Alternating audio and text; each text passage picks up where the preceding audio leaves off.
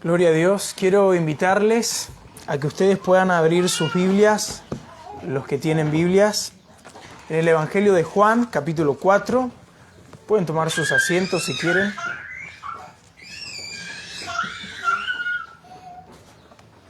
Evangelio de Juan, capítulo 4. Vamos a estar leyendo desde el versículo 7 en adelante.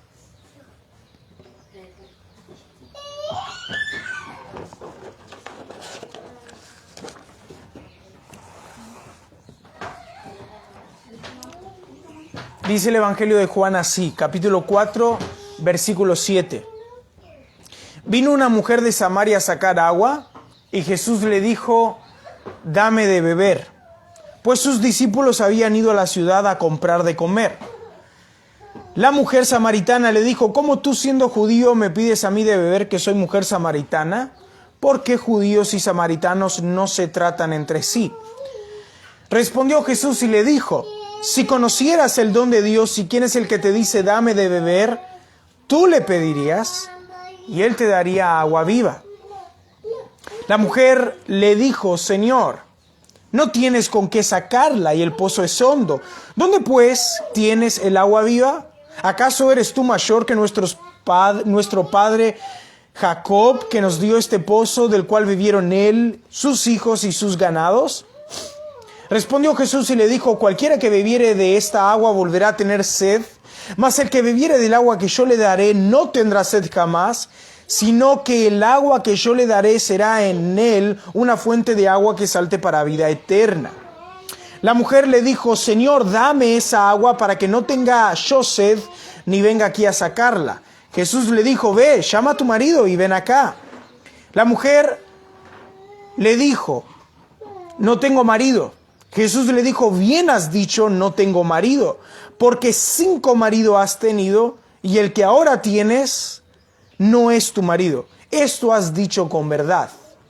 La mujer le dijo: Señor, me parece que tú eres profeta. Y ahora los pasajes que vamos a estudiar. Nuestros padres adoraron en este monte, y vosotros decís que en Jerusalén es el lugar donde se debe adorar. Jesús le dijo: mujer, créeme que la hora viene cuando ni en este monte ni en Jerusalén adoraréis al Padre. Vosotros adoráis lo que no sabéis, nosotros adoramos lo que sabemos, porque la salvación viene de los judíos. Mas la hora viene y ahora es cuando los verdaderos adoradores adorarán al Padre en espíritu y en verdad, porque también el Padre tales adoradores busca que le adoren. Dios es espíritu, y los que le adoran en espíritu y en verdad es necesario que le adoren. Padre, nosotros en esta hora una vez más le damos gracias por su palabra y estamos frente a ella. Y suplicamos, oh Padre, que nos hables. Suplicamos, oh Padre, que usted abra nuestro entendimiento y nuestros corazones para que podamos comprender las palabras que están escritas en este lugar. Dios, mira el corazón de cada uno de los que está acá hoy, ya sea de cada niño o de cada hombre y mujer adulto. Señor, permítanos que su palabra sea como esa espada de doble filo que traspasa nuestros corazones. Ese martillo que golpea la piedra. Podamos salir de este lugar impactados por la persona de Jesucristo, impactados por la verdad de su palabra. Dios, ayúdeme. Soy demasiado pequeño, miserable para hablar su palabra. Y por favor, Dios, que su Espíritu esté hablando a través de mí. Mientras, Señor, comparto su palabra, su Espíritu me ilumine para que yo pueda hablar con fluidez y claridad. Y su Espíritu, Señor, hable de tal manera a través de mí que se pueda decir al finalizar este sermón: hoy hemos escuchado la voz de Dios.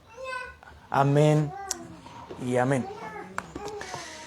Esta charla que nosotros terminamos de leer, que tiene Jesús con una mujer que es samaritana, y esa connotación es sumamente importante, nosotros podemos dividirla tranquila y fácilmente en dos partes.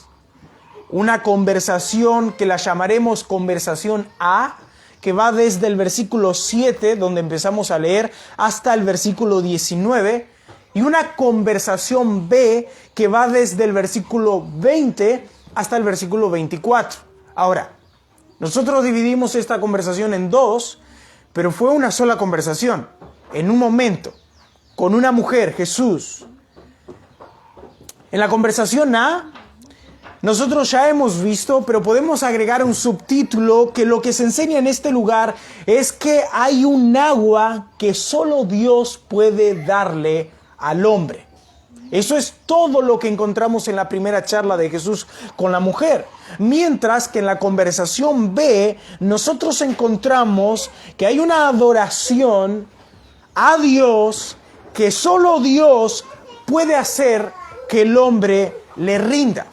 Y si ustedes prestan atención a mis palabras, van a observar que siempre Dios es el centro y el principal de ambas conversaciones. Nunca es el hombre, sino que es Dios. Es solo Dios el que puede darle el agua al hombre y es solo Dios el que puede crear al hombre haciéndolo nuevo para que éste le rinda a él una adoración que le sea agradable. Ahora, en la conversación A, hay un tema central obvio en todo el pasaje. Si ustedes prestaron atención a cada una de las palabras que estábamos leyendo, van a notar que hay palabras que sobresalen. Agua, sed, beber. Y ese es el tema central. El agua que necesita el hombre y la sed que tiene el hombre. El texto empieza diciendo que Jesús tiene sed y le pide agua a esta mujer. Pero todo se invierte y es la mujer la que tiene sed y es Jesús el que tiene el agua. 8 veces en esa conversación, la que nosotros dividimos como conversación A, 8 veces se nombra la palabra agua. Ahora bien, a nosotros nos molesta cuando nos repiten una y otra vez las mismas palabras. Pero en las Escrituras tiene un sentido muy importante la repetición de las palabras. Es obvio que el centro es ese, pero la palabra beber, que da alusión a la sed, nadie va a beber a menos que no tenga sed, y la palabra sed, entre ellas dos, suman 8 veces que se dicen esas palabras. Así que tenemos 16 veces en esta conversación una alusión al agua y a la sed. Demasiado. Ahora, en esta conversación B, que va desde el versículo 20 hasta el versículo 24, también hay un tema central obvio. Es una sola conversación, pero ahora ya no se menciona el agua, de tantas veces que se habló, ni se menciona la sed, ni se menciona beber. El tema es otro. En 5 versículos, desde el versículo 20 hasta el versículo 24, 10 veces se hace mención a la adoración.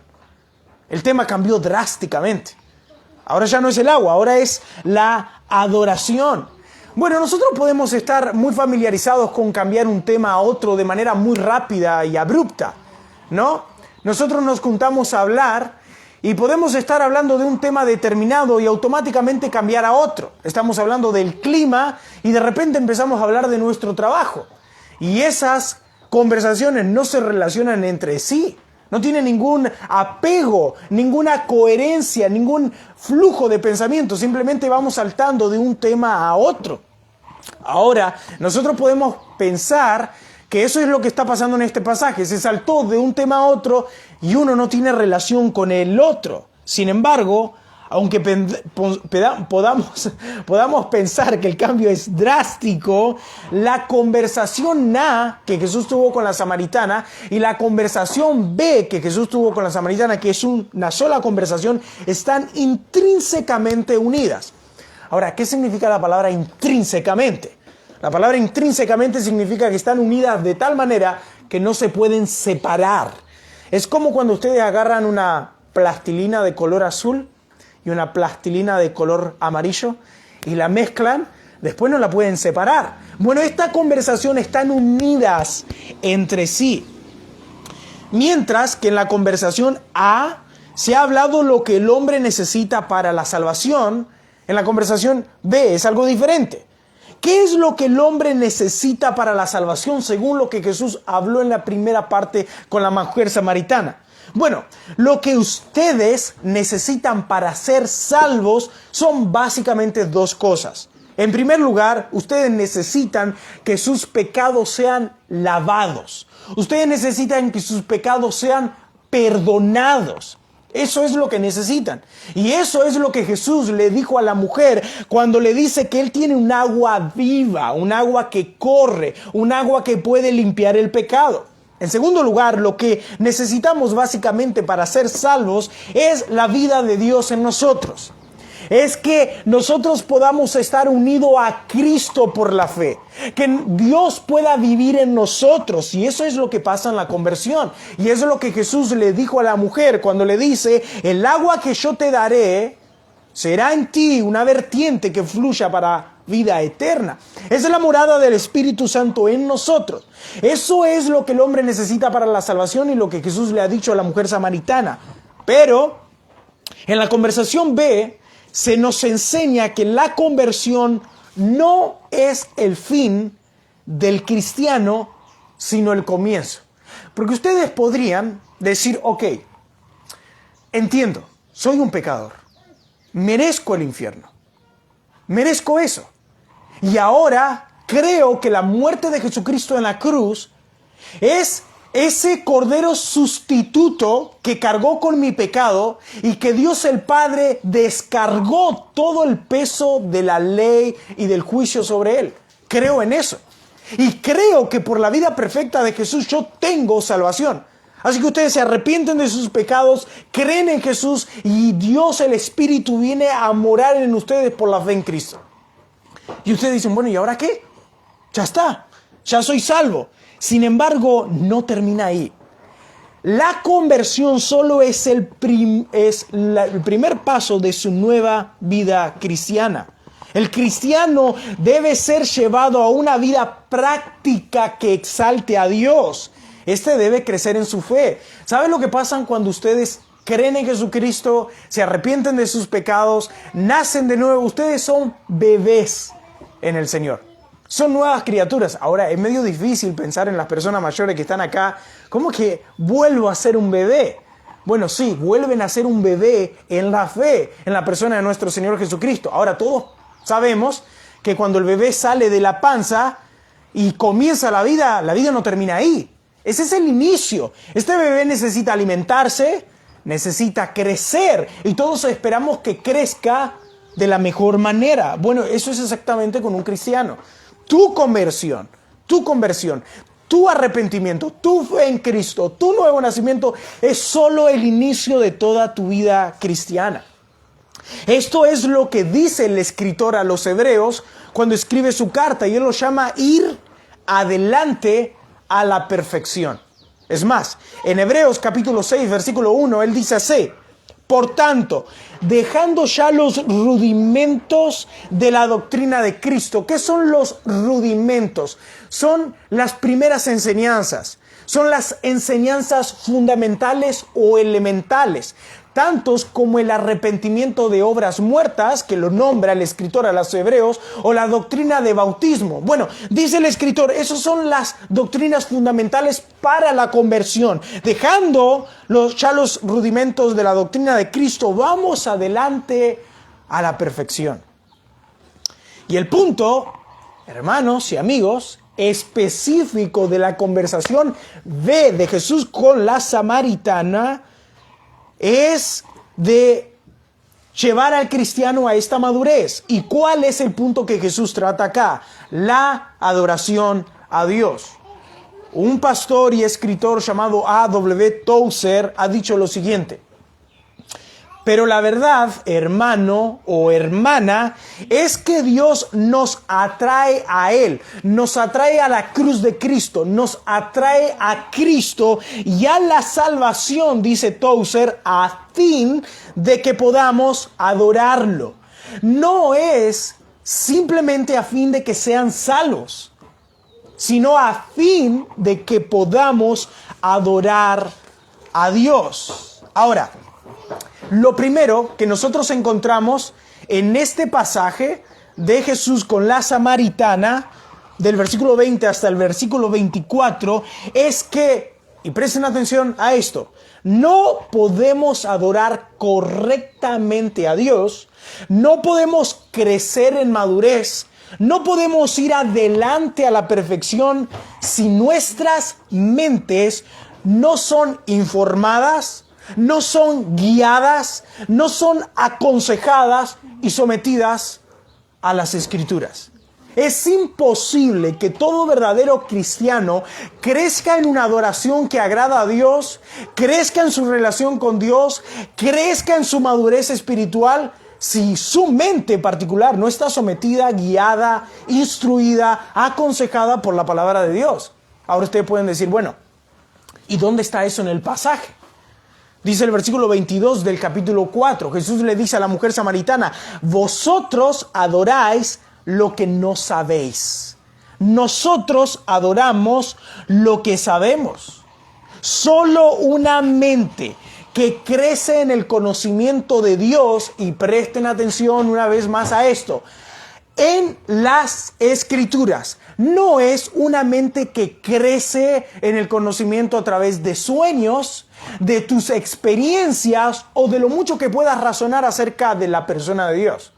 No sé, te pones a filosofar, pones a investigar en tu mente y a pensar pensamientos profundos. Bueno, de esa manera no vas a crecer en el conocimiento de Dios. Pablo le escribe a los Corintios en la primera carta, capítulo 1, versículo 21, y dice esto: el mundo no conoció a Dios mediante la sabiduría. El mundo, mediante su sabiduría, su propio intelecto, no puede conocer a Dios. Y Pablo también dice en el capítulo 2, en el capítulo 1 del libro a los Romanos, que los hombres profesando ser sabios se han vuelto necios y se envanecieron en sus razonamientos. Así que la única manera que nuestra mente crezca en el conocimiento de Dios es a través de las Escrituras. Y cuando decimos las Escrituras son este libro, la Biblia. Solamente esa mente crecerá en una adoración que agrada a Dios. Ahora, sé que ustedes pueden ver este libro y tratar de leerlo y decir, wow, es mucho. Son 66 libros. Y tiene un vocabulario que por ahí no lo entiendo. Entonces ustedes toman una determinación un poco diferente y dicen, no, yo la verdad voy a adorar a Dios, pero no entiendo la Biblia. Yo no puedo estudiarla porque no sé cómo compararla, no sé cómo leerla y poder entenderle. A la verdad, yo soy muy torpe. Y lo que hace es que mi mente sea una mente torpe. Así que yo voy a ir solo al culto y voy a levantar mis manos, voy a cantar y voy a adorar a Dios. Yo voy a ser piadoso de esa manera. Bueno, eso no es ser piadoso. Eso no es ser humildes. Ni tampoco es adorar a Dios. Dios se ha revelado a través de las Escrituras. Fíjense que Jesús va a decir a la mujer samaritana en el versículo 24, Dios es espíritu. A Dios no lo podemos conocer a través de la naturaleza, aunque la naturaleza nos da a entender que Dios existe. Pero la naturaleza no nos revela el Dios invisible. Ese Dios invisible se ha autorrevelado a sí mismo por medio de las Escrituras. Y Él lo ha hecho de la manera más simple, más sencilla, para que cualquier hombre pueda entenderlo. Además, el Señor nos enseña que Él no llamó a lo sabio del mundo, sino a lo vil y lo despreciable. Si Dios te llamó, es porque Él ha hecho que tu mente entienda la palabra de Dios. Además, Pedro en su segunda carta dice que Dios nos ha compartido de su naturaleza divina. Todo lo que pertenece a la vida y a la piedad nos ha sido dada por su divino poder, para después agregar y decir, ahora también ustedes agreguen al conocimiento piedad, y da toda una lista. Dios te da todo lo que necesita para que vengas a este libro y lo puedas entender y crecer en el conocimiento de Dios.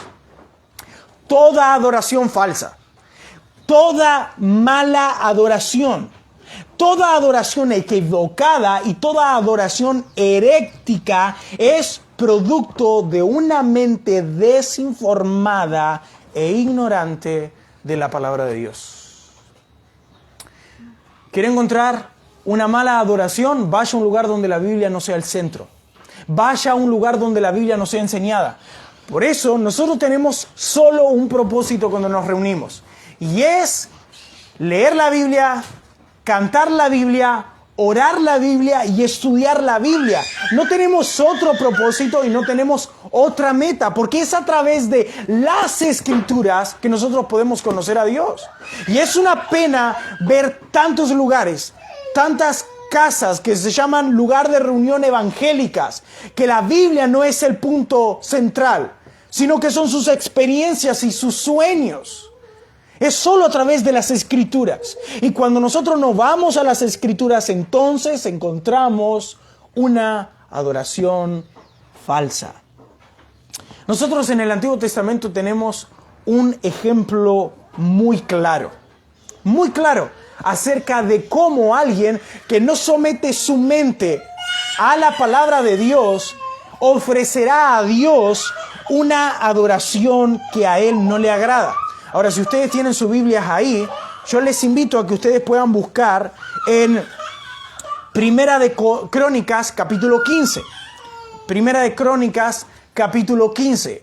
Y mientras ustedes buscan, yo les voy a contextualizar lo que está pasando en ese lugar. El rey David ya es nombrado rey de todo Israel. Así que David toma una decisión junto con todo el pueblo: traer el arca del pacto que había sido robada en los tiempos del juez Elí y sus hijos por el pecado que ellos cometieron contra Dios. Llevaron el arca del pacto a la guerra contra los filisteos vencen, roban el arca. El arca es una caja cubierta de oro con una tabla que se llama propiciatorio. 2 ángeles, querubines, tenían sus alas extendidas, se miraban unos a otros. Y la Biblia dice que Dios moraba en ese lugar. Esa arca tipificaba la presencia de Dios. No es que todo Dios estaba solo en ese lugar y no estaba en el resto del mundo. Pero Dios había bendecido esa caja y tipificaba la presencia de Dios. Así que donde el arca iba, estaba la presencia de Dios. El rey David toma la decisión de recuperar esta arca y de llevar esta arca de nuevo a Jerusalén, que era el lugar donde pertenecía. Sin embargo, para trasladar el arca, habían algunas reglas, mandatos de Dios que Él había dado que no se podían violar. En Deuteronomio capítulo 10, versículo 8, dice: en aquel tiempo apartó Jehová la tribu de Leví para que llevase el arca del pacto de Jehová. Así que eran solo los levitas los que podían trasladar el arca del pacto. Pero en Números capítulo 4, versículo 15, se nos dice que eran los hijos de Coat, descendientes de Leví, los únicos que podían trasladar el arca del pacto. Así que dentro de los levitas había una familia que era la encargada de trasladar el arca del pacto. Además, en Éxodo capítulo 25, versículo 13 y versículo 14 dice: harás unas varas de madera de acacia, las cuales cubrirás de oro, y meterás las varas por los anillos a los lados del arca para llevar el arca en ellas. Así que había unas varas que traspasaban la caja, que tenía unos aros, y se debía llevar por esas varas. Y en Números capítulo 4 versículo 15, una vez más, dice explícitamente que el arca no se podía tocar. Ahora, David, cuando va a llevar el arca del pacto, no tiene en cuenta estas cosas, sino que David lleva el arca del pacto en un carro con bueyes jóvenes, fuertes y robustos, y lo llevó. Así dice 2 de Samuel capítulo 6 versículo 3: pusieron el arca sobre un carro nuevo. Ahora, esta decisión de David de no haber consultado la palabra de Dios trajo destrucciones terribles. En primer lugar, causó la muerte de un hombre. Un hombre murió ese día, llamado Usa, porque los bueyes tropezaron y el arca se movió y el arca estuvo a punto de caer, y este hombre tocó el arca del pacto y cayó muerto. Pero en segundo lugar, un terrible impacto causó en el hombre de Dios, David, que quiso agradar a Dios pero que Dios no se agradó de él porque David no se agradó de la palabra de Dios. David tenía todas las buenas intenciones y era algo bueno llevar el arca de Dios a Jerusalén. Pero David no tuvo en cuenta la palabra de Dios y Dios no se agradó de él. Tanto que David dice lo siguiente en 2 de Samuel capítulo 6 versículo 9. Y temiendo David a Jehová aquel día dijo, ¿cómo ha de venir a mí el arca de Jehová? Y después dice, de modo que David no quiso traer para sí el arca de Jehová a la ciudad de David y la hizo llevar David a casa de Obed-Edom. Ahora David no quiere hacerlo. Quiso adorar a Dios, murió un hombre y él deja el arca. Le causó algo terrible y preocupante. Pero la casa de Obed-Edom es prosperada. Así que David va a volver a llevar el arca de Dios a Jerusalén. Pero ahora hace algo mucho más diferente. Primera de Crónicas, capítulo 15, versículo 12 al 15, dice lo siguiente. Y les dijo, este es David, vosotros que sois los principales padres de las familias de los levitas, santificaos, vosotros y vuestros hermanos, y pasad el arca de Jehová, Dios de Israel, al lugar que le he preparado. Y miren lo que dice el versículo 13. Pues por no haberlo hecho así vosotros la primera vez, Jehová nuestro Dios nos quebrantó. Por cuanto no le buscamos según sus ordenanzas, no según la buena voluntad que tengo, sino según sus ordenanzas. Así los sacerdotes y los levitas se santificaron para traer el arca de Jehová, Dios de Israel. Y los hijos de los levitas trajeron el arca de Dios puesta sobre sus hombros en las barras, tal como Dios había mandado, como lo había mandado Moisés, conforme a la palabra de Jehová. Era esa la manera correcta de que ellos debían llevar el arca del pacto. Y así lo hicieron. Ahora bien, ese es un ejemplo muy claro. Un hombre de Dios, el siervo de Dios, David, que quiso agradar a Dios, pero que no tuvo en cuenta la palabra de Dios, Dios los quebrantó. Debemos tomar en cuenta la palabra de Dios para todo lo que hagamos, para la adoración a Dios. Pero volviendo ahora al Evangelio de Juan capítulo 4, esta charla de la mujer con la samaritana. La mujer, junto con todos los samaritanos, solo aceptaban el Pentateuco y rechazaban los demás libros. O sea, ellos aceptaban Génesis, Éxodo, Levítico, Número y Deuteronomio. Esos libros ellos lo aceptaban como libros inspirados, libros de Dios, infalibles, inerrantes, inequívocos. Igual que los saduceos en el tiempo de Jesús, que eran judíos. Y el Señor le dice a los saduceos, ustedes nada saben, porque solo aceptaban esos libros. Y rechazaban todos los otros libros. Rechazaban los libros poéticos, los libros históricos, que es lo que nosotros leímos, y los libros de los profetas, tanto mayores como menores. Ellos rechazaban el resto de los libros y aceptaban solo 5 libros. Y por esta razón Jesús le dice a la mujer, ustedes no saben lo que adoran. Ustedes no saben lo que adoran. Porque aunque es bueno tomar ciertas porciones de las Escrituras que son infalibles, separarlas del resto es cometer un grave error. Apartar algunos libros o apartar algunas porciones y rechazar otros libros o otras porciones es un peligro terrible en nuestras vidas de adoración. Es terrible. Ahora bien, nosotros tenemos un montón de iglesias evangélicas afuera y todas dicen lo mismo, esta es la palabra de Dios.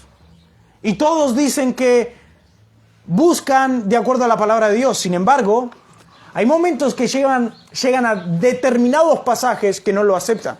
Por ejemplo, llegan a 1 de Timoteo capítulo 2, cuando Dios da a través del apóstol Pablo cuál es el rol de la mujer dentro del culto cristiano. Y ellos, ¿qué dicen? No. Esa parte, Pablo ahí se equivocó. Ese es Pablo. Esa no es la palabra de Dios. Ese es el machismo de Pablo. Pero ¿quién colocó a un hombre ¿Quién es ese hombre que tiene más autoridad que la palabra de Dios para decir esto sí y esto no? Y cometer descuartizar así el texto bíblico es cometer un gran pecado y es no adorar a Dios correctamente. Los samaritanos solamente aceptaban los 5 libros de la Biblia y rechazaban el resto. Y cuando ellos hicieron eso, perdieron lo que Dios enseñaba, aunque enseñaban en el Pentateuco, pero lo había enseñado ampliamente en el resto de los libros, tanto históricos como proféticos, que era en Jerusalén el lugar donde se debía adorar a Dios. Si se acuerdan, en el versículo 20, la mujer le dice, ¿dónde se debe adorar? ¿En el monte o se debe adorar acá? Para adorar a Dios, ¿es en el monte o es en Jerusalén? Y el Señor le da a entender que por haber cortado el texto bíblico y haber agarrado solo los 5 primeros libros, ellos no estaban adorando a Dios correctamente, porque era en Jerusalén hasta ese momento el lugar donde ellos debían adorar a Dios. Ahora, eso es lo primero que nos enseña este pasaje. ¿Qué nos enseña este pasaje? Que toda adoración a Dios debe ser extraída del texto bíblico. Que toda adoración a Dios debe ser fundamentada por la palabra de Dios. Que no podemos cortarla. Que no podemos editarla.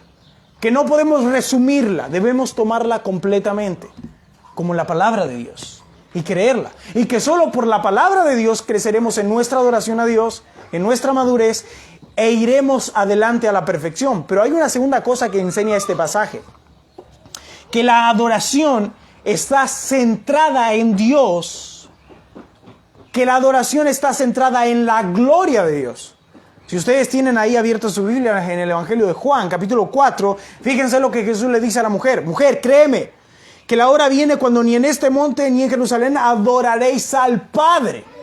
Después dice en el versículo 23, mas la hora viene y ahora es cuando los verdaderos adoradores adorarán al Padre en espíritu y en verdad, porque también el Padre busca que le adoren. Versículo 24, Dios es espíritu y los que le adoran en espíritu y en verdad es necesario que adoren.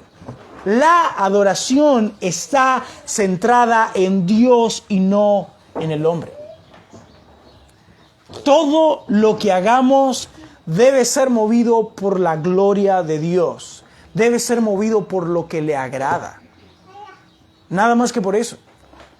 Y la pregunta es, ¿ese es tu pensamiento? ¿Tu pensamiento es, esto le agrada a Dios o esto me beneficia?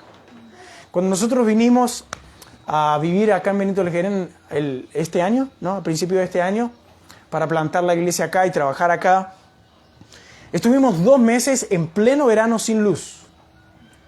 Los mosquitos nos comían como plato fresco y el calor era insoportable.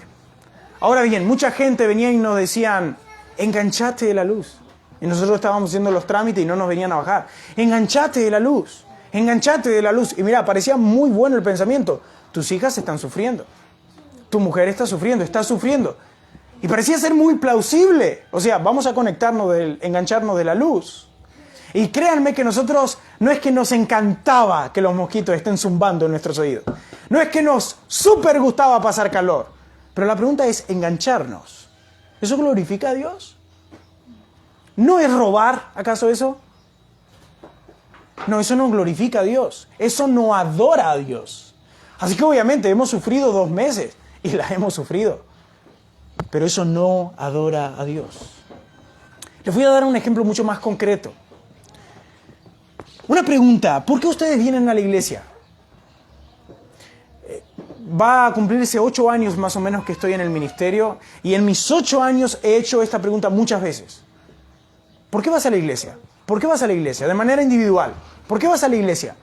Y he recibido todo tipo de respuesta, pero hay un común denominador en todos.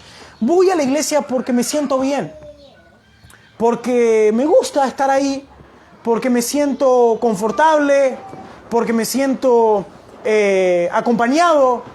Todas cosas que siempre tienen el centro en el hombre mismo. ¿Por qué vas? porque me siento bien. Siempre es mi propio placer, es mi propio bienestar, es mi propia gloria, es mi propia honra. Dios no está metido ahí. Dios no está en ese lugar. Ahora, esto es una pregunta que nosotros hacemos en la membresía de la iglesia. Cada persona que quiera ser miembro o que se quiera bautizar, esta es una pregunta y presten atención acá.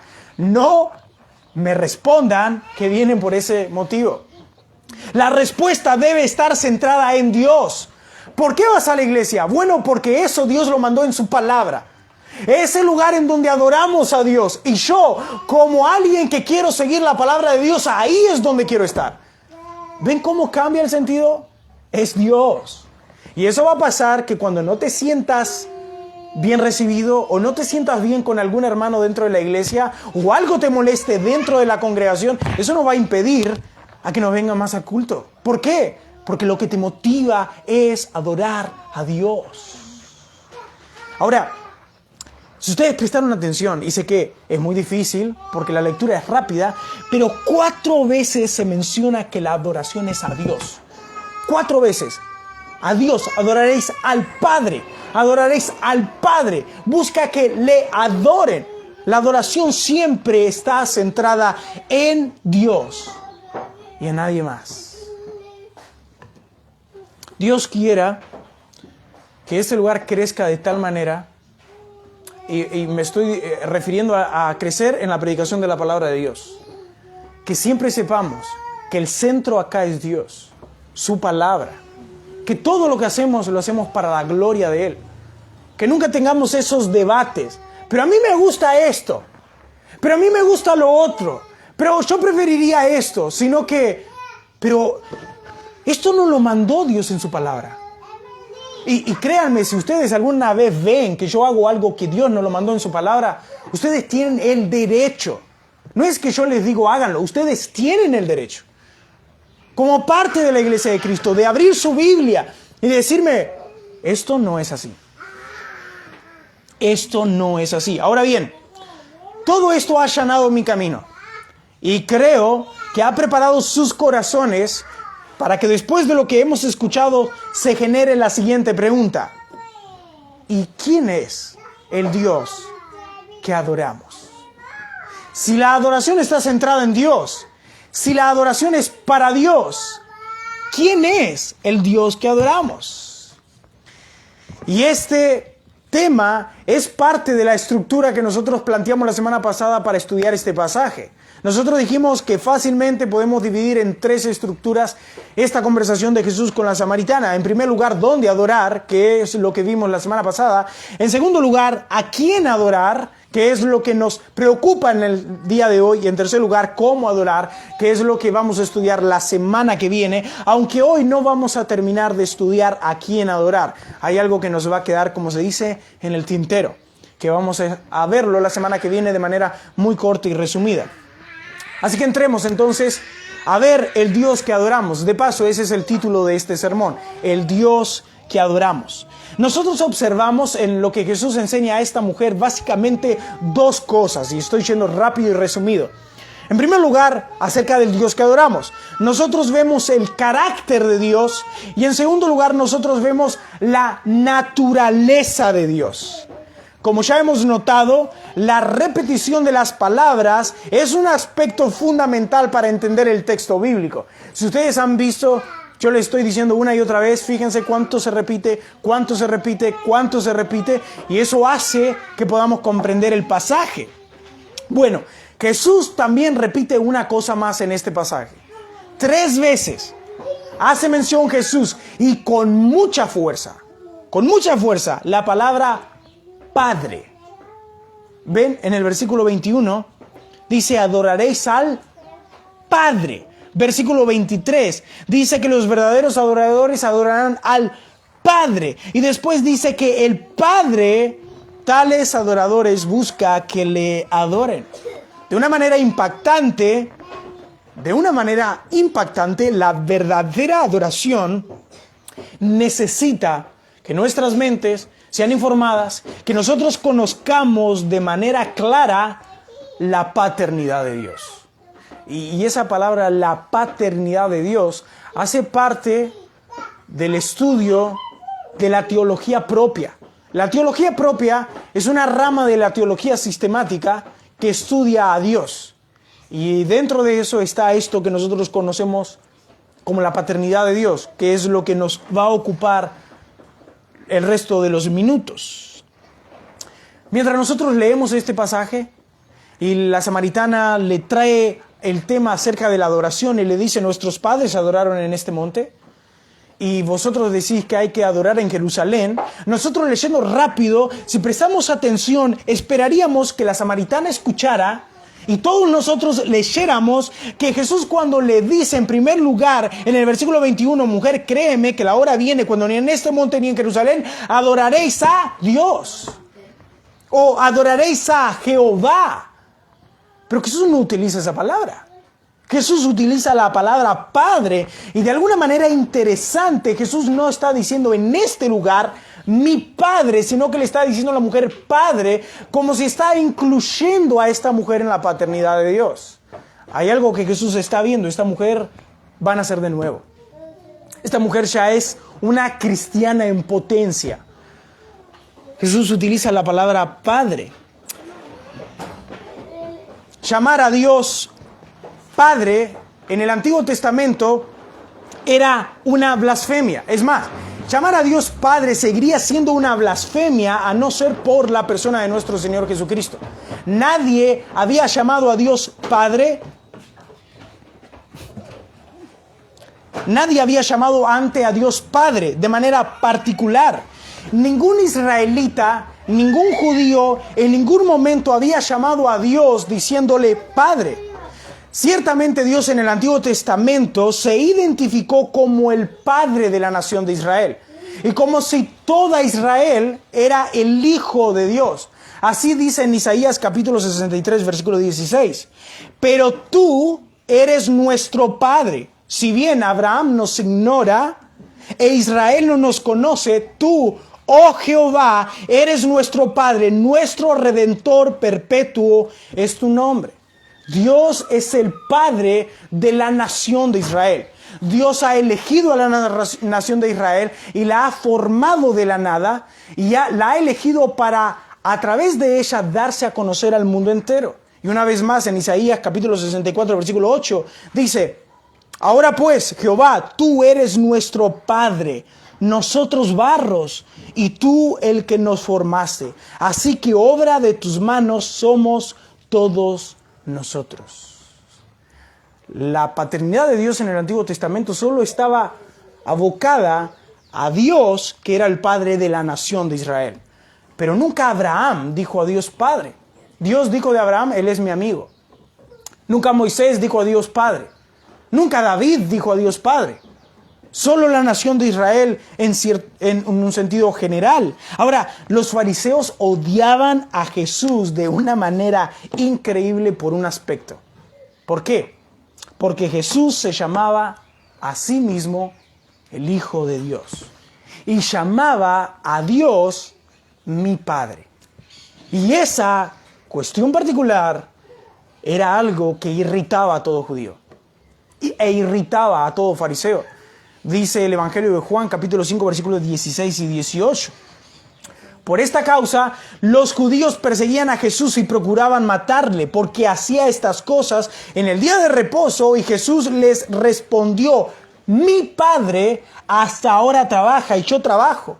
Por eso los judíos aún procuraban matarle, porque no solo quebrantaba el día de reposo, sino que también decía que Dios era su propio Padre, haciéndose igual a Dios.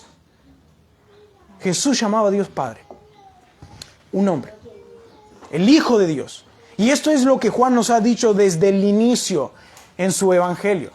Ha dicho en el capítulo 1, versículo 14, y aquel verbo fue hecho carne y habitó entre nosotros. Y vimos su gloria, gloria como gloria como del unigénito del Padre.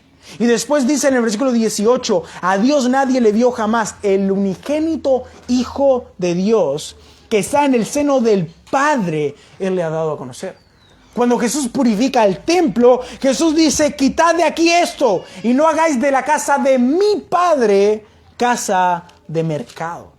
Jesús se proclamaba como el Hijo de Dios y llamaba a Dios de Padre, y esto era algo terrible.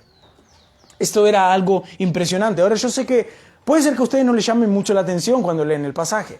Nosotros estamos acostumbrados a llamar a Dios Padre, ¿no? Empezamos a orar y ¿cómo es que decimos? Padre. ¿Qué es lo que Jesús enseñó a orar en el Padre Nuestro? Padre Nuestro, ¿no? Valga la redundancia.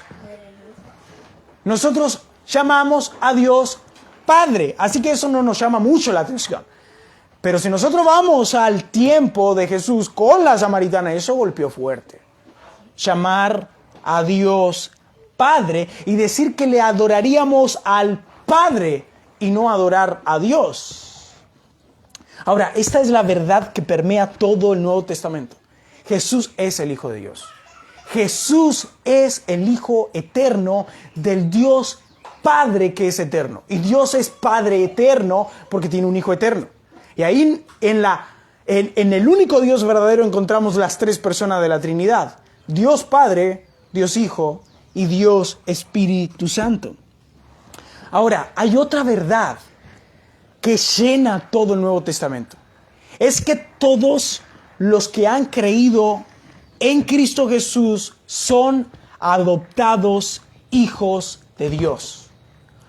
Todos, en cualquier parte del mundo, que creen en Jesucristo, que depositan su fe en Él, son hechos hijos de Dios. Esto es lo que dice Juan en el capítulo 1, versículo 12. Mas a los que le recibieron, a los que creen en su nombre, les dio potestad de ser hechos hijos de Dios. No, todo el mundo no es hijo de Dios. Todo el mundo no es hijo de Dios. Y chicos, ustedes que están en este lugar, ustedes necesitan entender esto. Ustedes no son hijos de Dios, a menos que ustedes depositen su fe en Jesús.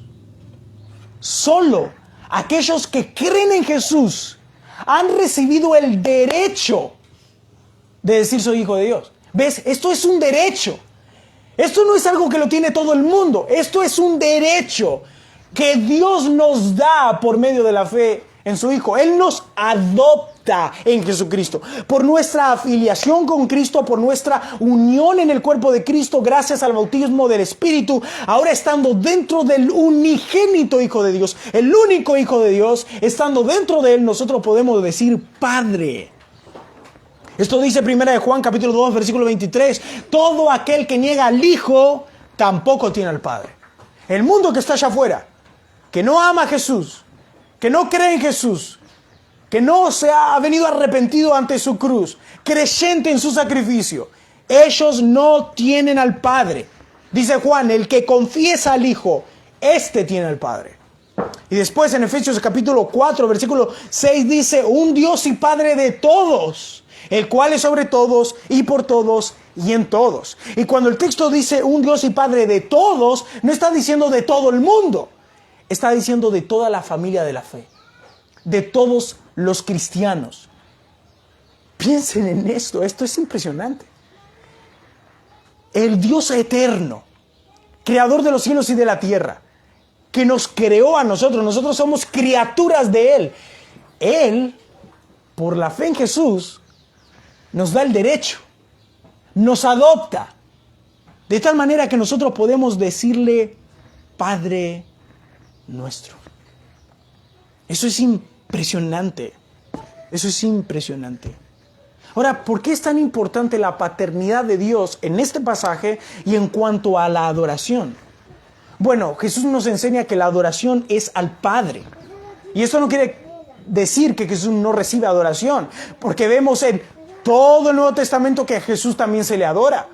No quiere decir que no podemos adorar al Espíritu, porque también vemos en las Escrituras que al Espíritu se le adora. Jesús está hablando acerca de la paternidad y de quiénes son los que pueden adorar a Dios. Y este es un principio fundamental. Solo los hijos de Dios pueden adorar a Dios. Nadie más. El mundo no puede adorar a Dios y Dios no recibe la adoración de ellos. Así que no importa si cantás acá. No importa si cantás músicas cristianas en tu casa. No importa eso. No importa si levantás las manos cuando cantás o orás. y si lo haces en tu casa, tampoco importa eso. No importan tus lágrimas. Si te emocionan las canciones, si te emocionan las oraciones, no importan ni siquiera tus oraciones. Dios solo recibe la adoración de aquellos que pueden llamarlo Padre. Dice Romanos capítulo 8, versículo 15, habéis recibido el espíritu de adopción por el cual clamamos Abba, Padre. Solo si has recibido este espíritu, solo si has creído en Jesucristo, te has arrepentido de tus pecados, si tus pecados fueron perdonados en Jesús, fuiste lavado y ahora el Espíritu de Dios mora en tu vida, entonces podés llamarle Abba Padre. Y cuando le llames Abba Padre, podés adorar a Dios. Y amigos, niños, hermanos, si ustedes no están en Cristo, si ustedes no son verdaderos cristianos, esto le tiene que hacer temblar. Porque si ustedes no son suyos, no son hijos de Dios, no son de Dios, no solo que no le pueden adorar, sino que este Dios es su enemigo. Jesús dijo, no temáis al que puede destruir el cuerpo. No le tengan miedo de sobremanera a los ladrones, a los asesinos. Y vaya que hay que tenerle miedo, ¿no? Si ustedes tienen enfrente a un asesino, ¿no van a temblar? No. Bueno, yo temblaría mucho. Si eso nos causa pánico y pavor, Jesús dijo, temed a aquel, a Dios, que después de destruido tu cuerpo, puede destruir tu alma en el infierno. No creas que el diablo va a estar en el infierno atormentándote. Eso sería terrible. Pero es el Dios Todopoderoso, el que va a estar ahí con toda su ira, con todo su enojo por tu pecado. Tiene que hacerte temblar. Pero no tengas miedo. Vení con fe. Vení con fe en Cristo.